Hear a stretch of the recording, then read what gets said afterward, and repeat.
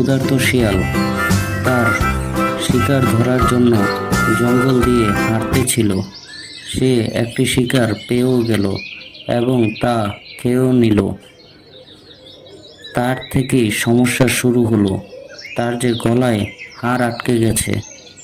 শিয়াল বলল, কি ব্যথা! আমার গলায় যে হাড় আটকে গেল, কিছুতেই যে আমি এটাকে বের করতে পারছি না। আমার কারো সাহায্য নিতে হবে, তা না হলে আমি ব্যথায় মারাই যাব। এই বলে শিয়াল জঙ্গল দিয়ে হাঁটতে থাকলো। কিছু দূর যেতেই দেখলো পাশের ঝোপে একটি খরগোশ আছে। শিয়াল বলল, খরগোশ ভাই, আপনি আমাকে একটু সাহায্য করেন, আমার গলায় হাড় আটকে গেছে। খরগোশ বলল, আমি আর তোমাকে সাহায্য?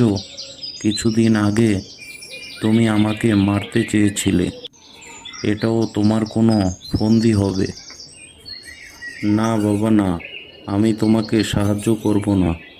শিয়াল হতাশ হয়ে সামনে যেতে লাগলো। কিছু দূর যেতেই দেখতে পেল বাদর গাছের উপর বসে আছে। শিয়াল বলল, বাদর ভাই, তুমি তো আমার অনেক পুরানো বন্ধু। আমি একটি বিপদে পড়ে গেছি, আমার গলায় হাড় আটকে গেছে। তোমার লম্বা হাত দিয়ে আমার গলা থেকে হাড়টা বের করে দাও। বাদর বলল, দেখছো না আমি কলা খাচ্ছি, আমাকে বিরক্ত করো না, তুমি এখান থেকে যাও তো বাপু। শিয়াল মনে দুঃখ নিয়ে সামনের দিকে যেতে থাকলো। যেতে যেতে সে অনেক দূর জঙ্গলের গভীরে নদীর কিনারায় এসে পৌঁছালো। হঠাৎ সে দেখতে পেল একটি বক মাছ শিকার করছে। শিয়াল মনে মনে ভাবল, তাকে কাজে যেভাবেই হোক লাগাতে হবে। তার যে লম্বা লম্বা ঠোঁট আছে। শিয়াল বলল, আজকের দিনটা কত সুন্দর, আমিও আজকে মাছ শিকার করে খাবো। এসো বক ভাই, দুইজন মিলে মাছ শিকার করি। আমি খুব ভালো মাছ শিকার করতে পারি, আমি তোমাকে মাছ শিকার করে দেব। বক বলল, আমি জানি শিয়াল খুব চালাক হয়, তুমি আমাকে মাছ ধরে দিবে, এতে নিশ্চয়ই কোনো মতলব আছে। শিয়াল বলল, না বক ভাই, কোনো মতলব নেই।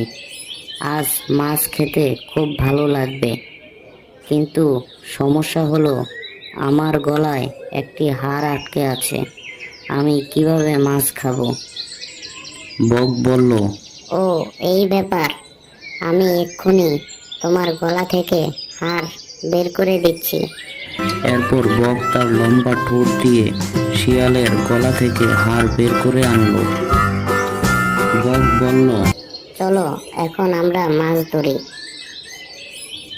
শিয়াল বলল, বক, তুই যে আমার গলায় মাথা দিয়ে বের করতে পেরেছিস, এটাই তো তোর ভাগ্য। আমি যে তোকে খেয়ে নেইনি। এখন যদি তুই না পালাস, তাহলে তোর বাড়ি ফেরা হবে না। বকটি ভয় পেয়ে সেখান থেকে উড়ে পালালো।